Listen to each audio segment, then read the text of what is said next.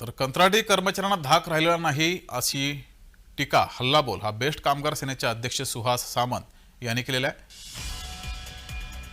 कंत्राटी कर्मचाऱ्यांना धाक राहिला नसून कुर्ल्यातील अपघातानंतर सुहास सामंत यांनी ही प्रतिक्रिया दिली आहे। कुर्ल्याला झालेला अपघात हा व्यवस्थेचा हलगर्जीपणा आहे असं सुहास सामंत यांनी म्हटलं आहे।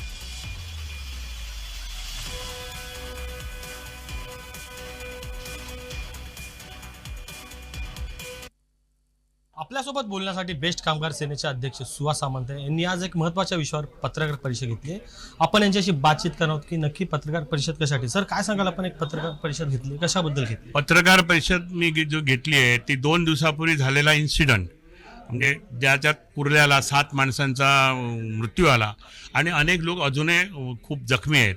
म्हणजे भयानक असा तो इन्सिडेंट होता आणि तो झाल्यानंतर परत 1 दिवसा काल विटीला एका माणसाचा असाच मृत्यू आला बेसच्या खाली आणि नंतर काही व्हिडिओज व्हायरल व्हायला लागले की कोणतरी ड्रायव्हर उतरतोय, बस गाडी वाईन शॉपच्या समोर उभी केलेली आहे आणि तो जातो, वाईनमधून बाटली आणतो आणि परत बसतो।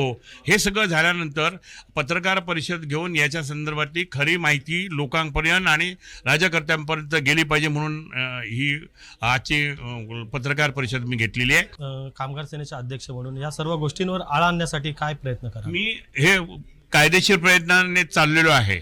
1-1.5 महिन्यापूर्वी मी पत्रकार परिषद घेतली होती आणि आयुक्तांना, जनरल मॅनेजरना, सरकारला कळवलं होतं की हे आज ना उद्या हे सगळं घडणार आहे सिटीमध्ये, परंतु त्याचा काही उपयोग झाला नाही। आयुक्तांनी सुद्धा त्याच्यावर आम्हाला 4 वेळा पत्र लिहूनही आयुक्तांनी आम्हाला साधी वेळ दिलेली नाही।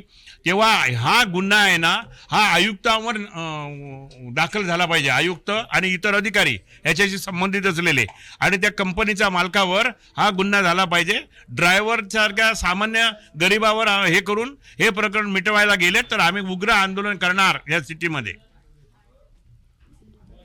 कॅमेरा पर्सन ललित चौधरीसह अनिल सावरे, जय महाराष्ट्र न्यूज, मुंबई।